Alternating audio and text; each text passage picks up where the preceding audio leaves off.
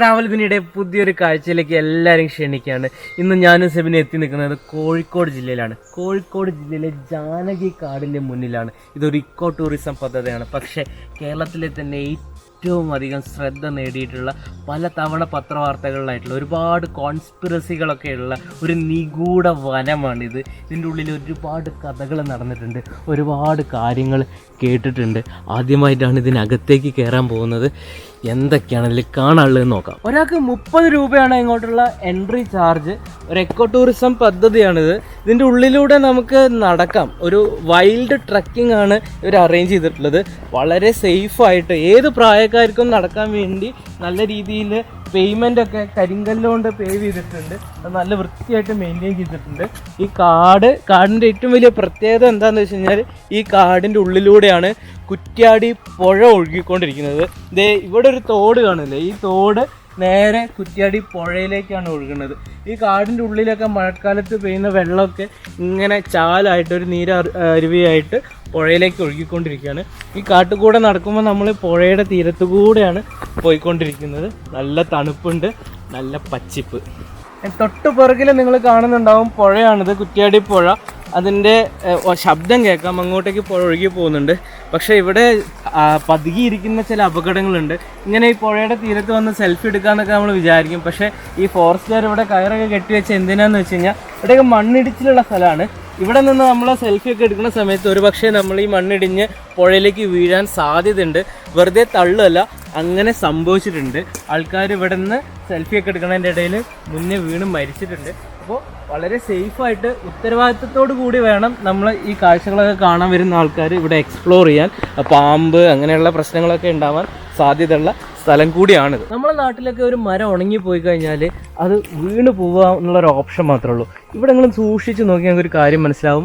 ഇത് മരമല്ല, ഇത് വേരാണ്. ഈ വേരിന് എങ്ങനെയാണ് ഇത്ര മനോഹരമായിട്ടുള്ളൊരു ഫോർമേഷൻ വന്നതെന്ന് ആർക്കെങ്കിലും ആലോചിച്ചാൽ മനസ്സിലാവുന്നുണ്ടോ? ഇതൊരു മരത്തിൻ്റെ ഷേപ്പിൽ എത്തിയത് എന്താണെന്ന് വെച്ച് കഴിഞ്ഞാൽ ഇവിടെ പണ്ടൊരു മരം ഉണ്ടായിരുന്നു. ആ മരം മുഴുവൻ മണ്ണായിപ്പോയി. അത് മുഴുവൻ ചെതലെടുത്ത് മണ്ണായി കഴിഞ്ഞു. പക്ഷേ ആ മരത്തിന് അത്രയും കാലം ഇതിൻ്റെ വേര്, ഇത് മറ്റൊരു വേരാണ്, ഈ മരത്തിൻ്റെ അല്ലാത്ത മറ്റൊരു വേര് അതിനെ പൊതിഞ്ഞ് സംരക്ഷിച്ചിരുന്നു. അപ്പോൾ ഇതിൻ്റെ മൊത്തത്തിലുള്ള പഴക്കം അത് നമുക്ക് കാൽക്കുലേറ്റ് ചെയ്യാൻ പോലും പറ്റില്ല. അത്രയും മുന്നത്തെ ഒരു മരത്തിൻ്റെ കഥയാണ്. ഇവിടെ ഇരിക്കാനും വിശ്രമിക്കാനൊക്കെയുള്ള സൗകര്യങ്ങൾ ഇവർ ഒരുക്കിയിട്ടുണ്ട്. കാടിൻ്റെ ഉള്ളിലൂടെയുള്ള എക്സ്പ്ലോറേഷനാണ്. ഇതേപോലെ അപൂർവമായിട്ടുള്ള അത്ഭുതങ്ങളായിട്ടുള്ള കാഴ്ചകളാണ് നമ്മൾ കണ്ടുകൊണ്ടിരിക്കുന്നത്. ഒരുപാട് ദൂരം നടക്കാനുണ്ട്. ഇവിടെ വരുമ്പോൾ നമുക്ക് കാട് എന്ന് പറഞ്ഞ ഒരു ഫീലാണ് ഉണ്ടാവുക. അതിനപ്പുറത്ത് കാഴ്ചകൾക്ക് അപ്പുറത്തായിട്ട് നല്ലൊരു ഫീലാണ് കേട്ടോ. ഉച്ചയ്ക്കാണ് ഇവിടെ വന്നിട്ടുള്ളത്, അപ്പോഴും നല്ല തണുപ്പില്ലടാ, തണുപ്പ്, ഫ്രഷ് എയർ, പിന്നെ കിളികളുടെ ശബ്ദം, അങ്ങനെയൊക്കെ നമ്മളിങ്ങനെ നടക്കുന്ന സമയത്ത് നമ്മൾ മനസ്സൊക്കെ ഒന്ന് റിലാക്സ് ആയി നല്ല ശുദ്ധമായിട്ടുള്ള കാറ്റ്, വെളിച്ചം. കോഴിക്കോട് ജില്ലയിൽ റിലാക്സ് ചെയ്ത് ഇരിക്കാൻ ഇതുപോലെ ഒരു ഐഡിയൽ ആയിട്ടുള്ള പ്ലേസ് വേറെ ഇല്ല. അധികം ദൂരവും ഇല്ല. നമുക്ക് പേരാമ്പ്രയിൽ നിന്ന് ഇങ്ങോട്ട് നേരെ നല്ല സ്മൂത്ത് റോഡാണ്. അങ്ങോട്ട് എത്തിപ്പെടാൻ ഒരു പ്രശ്നവുമില്ല. കാടിൻ്റെ വ്യത്യസ്തതകൾ അത് ഇവിടെ വരുമ്പോൾ തന്നെ നിങ്ങൾക്ക് മനസ്സിലാവുള്ളൂ. ഈ മരം എന്ന് നോക്കിയേ, ഉള്ളു പൊള്ളയാ, ഇതിന് കാതലില്ല, കാതൽ മുഴുവൻ തീർന്നു. എന്നാലും ഈ മരം വളരെ സജീവമായി നിൽക്കുന്നുണ്ട്. ഇതിൻ്റെ മുകളിലേക്കൊക്കെ നോക്കിക്കഴിഞ്ഞാൽ പച്ചിപ്പ് എപ്പോഴും കാണാൻ പറ്റും. ഇവിടെ ഇങ്ങനെ തട്ടിക്കഴിഞ്ഞാൽ നമുക്ക് ചെണ്ടയ്ക്കൊക്കെ കൊട്ടണമാരുള്ള ഒച്ചയാണ് കേട്ടുകൊണ്ടിരിക്കുന്നത്. ഇത് ഏതാ മരം എന്ന് എനിക്ക് കൃത്യമായിട്ട് പറയാൻ അറിയില്ല. പക്ഷേ ഇതേപോലുള്ള റെയറായിട്ടുള്ള കാഴ്ചകളാണ് ജാനകി കാടിൽ നിറച്ചുള്ളത്. ഒരു മരമല്ല, ഇതേപോലെ നിറച്ചും മരങ്ങളാണ്. ഇവിടുത്തെ മരങ്ങൾക്കൊക്കെ എന്തോ ഒരു പ്രശ്നം ബാധിച്ച പോലെ എനിക്ക് തോന്നുന്നു കേട്ടോ. അത് നമ്മൾ ഇങ്ങനത്തെ മരങ്ങളൊന്നും കാണൂലല്ലോ. നമ്മളൊക്കെ തേക്ക്, പ്ലാവ് എന്നൊക്കെ പറഞ്ഞ് നട്ട് വളർത്തിയ മരങ്ങളാണ്. ഇതൊക്കെ ആരും വെള്ളം ഒഴിച്ചു കൊടുക്കാതെ സ്വയം തനതായ രീതിയിൽ അല്ലേ, പുഴ അടുത്തുള്ളതുകൊണ്ട് ആ വെള്ളം തേടി പിടിച്ച് ഒറ്റയ്ക്ക് വളരുന്ന വൻമരങ്ങളാണ്. നട്ട് വളർത്തിയാലും ഉണ്ടാവില്ല അത്. ഇത് താനേ ഉണ്ടായ കുഴിയല്ല, ഇത് മുള്ളംപന്നിയോ അതേപോലുള്ള ഏതെങ്കിലും ജീവികൾ, കാട്ടുപന്നിയൊക്കെ കുഴിച്ചുണ്ടാക്കിയുള്ളതാണ്. അപ്പം മരങ്ങൾ മാത്രമല്ല, ഇവിടെ വന്യജീവികളും ഉണ്ട്. ഇവിടെ നമുക്ക് പകൽ സമയത്ത് മാത്രമേ വരാൻ പറ്റുള്ളൂ. ഇതിൻ്റെ ഉള്ളിലൂടെ ഒന്നും നമുക്ക് സേഫായിട്ട് കാടിനകത്തേക്കൊന്നും അധികം പോകാൻ പറ്റില്ല. ചില സ്ഥലങ്ങളിലൊക്കെ വള്ളിയൊക്കെ നല്ല മനോഹരമായിട്ട്, ഇത് പുല്ലാഞ്ഞി വള്ളിയാണ്. ഇതിൻ്റെയൊക്കെ വണ്ണം നോക്കി ഒരു മരത്തിൻ്റെ അത്രയും വീതിയിൽ ഈ വള്ളിയായിട്ടുണ്ട്. അപ്പോൾ എത്ര പഴക്കം ഉണ്ടാവുമെന്ന് ആലോചിച്ചാൽ മതി. ഇതിങ്ങനെ പോകണം. അത് അവിടെ നിന്നാണ് തുടങ്ങുന്നത്. അതാണ് അതിൻ്റെ താഴ്ഭാഗം. അവിടെ ഇതിൻ്റെ ഇരട്ടി വീതി ഉണ്ടായിരുന്നു. തുടക്കത്തിൽ നല്ല വീതിയിലുള്ള മണ്ണ് വഴിയിലൂടെയാണ് നമ്മൾ വന്നത്. പക്ഷേ കാടിൻ്റെ ഉള്ളിലേക്ക് നമ്മൾ കയറാൻ പോവാണ്. ഇവിടേക്ക് എത്തുമ്പോൾ അതൊരു ഒറ്റയടി പാതയായിട്ട് ചുരുങ്ങിയിട്ടുണ്ട്. ഇവിടെ നമ്മൾ കുറച്ചുകൂടി ശ്രദ്ധിക്കണം, കാരണം പുല്ലൊക്കെ ഉണ്ട്, അടുത്ത് തന്നെ പുല്ലുണ്ട്. അപ്പോൾ ഈ ഭാഗത്തൊക്കെ ഇഴജീവികളൊക്കെ ശ്രദ്ധിച്ച് വേണം നടക്കാൻ. സെബിന് കാടിൻ്റെ ഉള്ളിലേക്ക് കയറുക എന്നാണ് തോന്നുന്നത്. എന്നിട്ട് ഇതിലേക്ക് ആകെ കളർഫുൾ ആയിട്ടോ നോക്കി. കാടിൻ്റെ ഉള്ളിലൂടെയുള്ള എക്സ്പ്ലോറേഷൻ ശരിക്കും എൻജോയ് ചെയ്ത് തുടങ്ങി. വള്ളികളൊക്കെ നമ്മൾ കാടിൻ്റെ ഉള്ളിലേക്ക് അകത്തേക്ക് കയറി പോകണമായിരുന്നു. ഇപ്പം നമ്മൾ നടക്കുന്ന വഴിയിൽ തന്നെയായി വള്ളികൾ. അയ്യവ, ഇതൊക്കെ മുള്ളുള്ള വള്ളികളാണ്, ഇഞ്ചയാവല്ലേടാ. പക്ഷെ ഇവിടെ ആരും ഇല്ല കേട്ടോ, നല്ല പ്രൈവസി ഉള്ള സ്ഥലമല്ലേ. ആയിടാ നോക്കടാ, വള്ളികൾ കൊണ്ടൊരു കൊട്ടാരം, വള്ളിക്കൂട് എന്നൊക്കെ പറഞ്ഞ സാധനമാണ് ഇത്. കുരങ്ങന്മാർക്കൊക്കെ കയറി കളിക്കാൻ, കുരങ്ങന്മാർ അവിടെ ഇരുന്നു. നമുക്കും ഒരു ഊഞ്ഞാല്.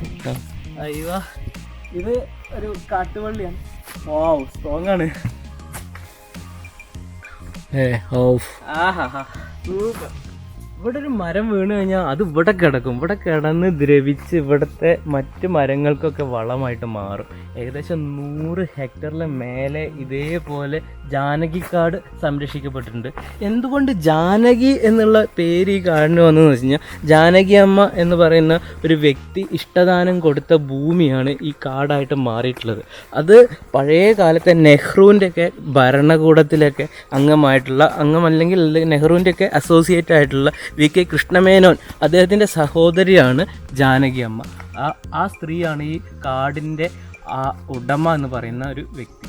ഒരു ആവാസ വ്യവസ്ഥ തന്നെയാണ് ഈ കാട്. ഇത് നോക്കിയേ, വീണ് കിടക്കുന്ന ഒരു ജീർണിച്ച മരത്തിൻ്റെ മുകളിൽ മരക്കൂൺ ഉണ്ടായിരിക്കുന്നതാണ്. എന്ത് ഭംഗിയിലാണ് ഡിസൈൻ ഉള്ളത്. ഇതൊക്കെ എന്തൊക്കെ വിഷമുള്ള കൂണാണോ അങ്ങനെയുള്ള കാര്യങ്ങൾ അറിയില്ല. നമുക്ക് വലിയ പരിചയമില്ലാത്ത ആൾക്കാർ പലപ്പോഴും ഒരു ചെടിയുടെ ഇലയോ എന്തെങ്കിലുമൊക്കെ വെറുതെ പൊട്ടിച്ച് വായിലിടുക, മണത്ത് നോക്കുക എന്നൊക്കെയുള്ള ശീലം നമുക്കുണ്ട്. പക്ഷേ കാട്ടിൽ കൂടെ നടക്കുമ്പോൾ അങ്ങനെയൊന്നും ചെയ്യരുത്. ചിലപ്പം വിഷമുള്ള ചെടികൾ ഉണ്ടാവാം, ചൊറിയുന്ന തരത്തിലുള്ള ചെടികൾ, മുള്ളുകളൊക്കെ ഉണ്ടാവാം. അപ്പോൾ വളരെ കെയർഫുള്ളായിട്ട് വരിക. ഒരുപാട് പഠിക്കാനുള്ള അവസരങ്ങളുണ്ട്. അങ്ങനെ പല കാഴ്ചകൾ നമുക്ക് നാട്ടിലൊന്നും കാണാത്ത കാട്ടുചെടികളാണ്, കാട്ടുപൂക്കളാണ് ഇവിടെ വിരിഞ്ഞ് നിൽക്കുന്നത്. ഈ ഒരു കാലാവസ്ഥയിലും ഇതേപോലെ നമുക്ക് ഇതിങ്ങനെ കാണാൻ പറ്റുന്നു എന്നുള്ളതാണ് ഹൈലൈറ്റ്.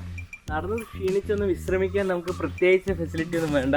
കാട്ടിനുള്ളിൽ വള്ളികളൊക്കെ ഉണ്ട്. ഇവിടേക്ക് ഇരുന്ന് ക്ഷീണം മാറ്റി നമുക്ക് വേണമെങ്കിൽ കുറച്ച് ഫോട്ടോഷൂട്ടൊക്കെ നടത്തി നിങ്ങൾക്ക് വെഡ്ഡിങ് ഫോട്ടോഗ്രാഫി അല്ലെങ്കിൽ സേവ് ദ ഡേറ്റ് ഇങ്ങനെയുള്ള പരിപാടിക്കൊക്കെ പറ്റിയ ആംബിയൻസ് ആണ്. എന്താ ഇവിടുത്തെ ഒരു ക്ലൈമറ്റ്. ഈ കളർ ടോൺ അത് കിട്ടണമെങ്കിൽ കാട്ടിൽ തന്നെ വരണം കേട്ടോ. ഒരു വ്യത്യാസവും ഇല്ല. ഇപ്പം ഏത് സമയത്ത് വന്നു കഴിഞ്ഞാലും ഇതിനുള്ളിലേക്ക് വെയിൽ കയറുമ്പോഴല്ലേ വ്യത്യാസം വരിക. എന്താ ഭംഗിയില്ലേ. ഇതിങ്ങനെ എൻജോയ് ചെയ്യാൻ പറ്റും. നമ്മളിങ്ങനെ തല ഇങ്ങനെ ഫ്രഷ് ആയിക്കൊണ്ടിരിക്കുകയാണ്. ഇതിലെ കൂടെ ഇങ്ങനെ നടക്കുമ്പോഴേക്കും ഫ്രഷ് എയർ, ഫ്രഷ് കാഴ്ചകൾ, കിളികളുടെ ശബ്ദം, അന്തസ് പൊളി. ജാനകിക്കാടിനെ കുറിച്ചുള്ള നിലവിൽ ഏറ്റവും സജീവമായിട്ടുള്ള കഥ എന്താണെന്ന് വെച്ച് കഴിഞ്ഞാൽ, ഈ കാട്ടിൽ എവിടെയോ നിധിയുണ്ട്. കാട്ടിലൊരു കിണറ്റിലാണ് നിധി എന്നാണ് ആൾക്കാർ പറയുന്നത്. അങ്ങനെ നോക്കി നടന്നു വരുന്ന സമയത്താണ് നമ്മൾ നടക്കുന്നതിൻ്റെ ഇടയിൽ ഒരു കിണർ കണ്ടത്.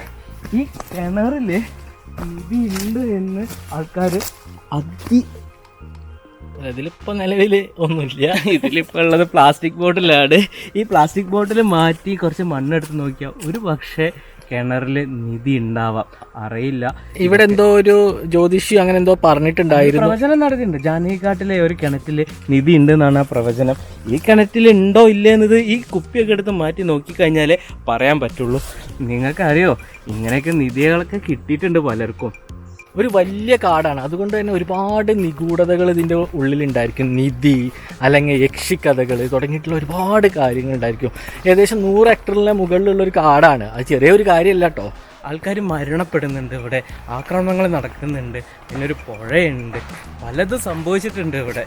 ഇത് ഒരുപാട് പഠനങ്ങൾ ഭാവിയിൽ നടന്നു കഴിഞ്ഞാൽ എന്തെങ്കിലുമൊക്കെ കണ്ടെത്തിക്കൂടായിക്കില്ല വസ്തുതകൾ. ശരിയാണ്. ജാനകിക്കാട്ടിൽ ഏറ്റവും ഗംഭീരമായിട്ടുള്ള മനോഹരമായിട്ടുള്ള സുന്ദര കാഴ്ചയുടെ മുന്നിലാണ് നമ്മൾ എത്തി നിൽക്കുന്നത്. ഇതേ നോക്കിയേ, ഒരു പുഴ ഒഴുകി പോകുന്നു, ചെറിയ വെള്ളച്ചാട്ടം പോലെ. ആ ശബ്ദം, പുഴ ഇങ്ങനെ ഒഴുകി പോകുന്ന ശബ്ദം ഇവിടെ വന്നാൽ നമുക്ക് കേൾക്കാം. എത്ര സമയം ഇവിടെ നിന്ന് കഴിഞ്ഞാൽ നമുക്ക് ആ ശബ്ദം ആസ്വദിച്ച് ഇങ്ങനെ സ്പെൻഡ് ചെയ്യാൻ ടൈം ഇവിടെ. എന്താ ഇവിടെ ആൾക്കാർക്ക് ഇരിക്കാനുള്ള സൗകര്യവും ഒക്കെ ഒരുക്കിയിട്ടുണ്ട്. നല്ല വൃത്തിയായിട്ട് മെയിൻറ്റെയിൻ ചെയ്തിട്ടുള്ള ഒരു എക്കോ ടൂറിസം പ്രൊജക്റ്റാണ് കേട്ടോ ജാനകിക്കാടുള്ളത്. അടിപൊളി സ്ഥലമാണ്. ഏത് പ്രായക്കാർക്കും വന്ന് എക്സ്പ്ലോർ ചെയ്യാം. ഒരു കാട് കീഴടക്കിയ ഒരു ഫീൽ കേട്ടോ. ഏകദേശം 1 കിലോമീറ്ററിലധികം നടന്നു. നമ്മൾ നടന്ന് ഏകദേശം ഇതിൻ്റെ അറ്റത്തെത്തി, കാടിൻ്റെ അറ്റം കണ്ടു എന്നൊക്കെ പറയുന്ന അവസ്ഥയാണ്. നമുക്കൊരു ചെറിയ കാര്യം, ഈ വഴി തന്നെ തിരിച്ചു പോകണം. തിരിച്ചു പോകാനായിട്ട് നമ്മൾ വന്ന വഴി കാത്തു നിൽക്കുകയാണ്. ഇതിൽ തിരിച്ചു പോയിട്ട് നമുക്ക് ടിക്കറ്റ് കൗണ്ടറിൻ്റെ അവിടെ എത്തണം. ഈ ഒരു കാട്ടിലൂടെയുള്ള നടത്തം കുറച്ച് സമയമാണെങ്കിലും ഒരുപാട് ടൈം അതിൻ്റെ ഉള്ളിൽ വന്നൊരു ഫീലാണുള്ളത്. എന്തായാലും ഇതേപോലുള്ള റെയർ ആയിട്ടുള്ള കാഴ്ചകൾ നിങ്ങൾക്ക് തന്നുകൊണ്ടേയിരിക്കും. സ്റ്റേ ട്യൂൺ ടു ട്രാവൽ ഗുനിയ. ബൈ.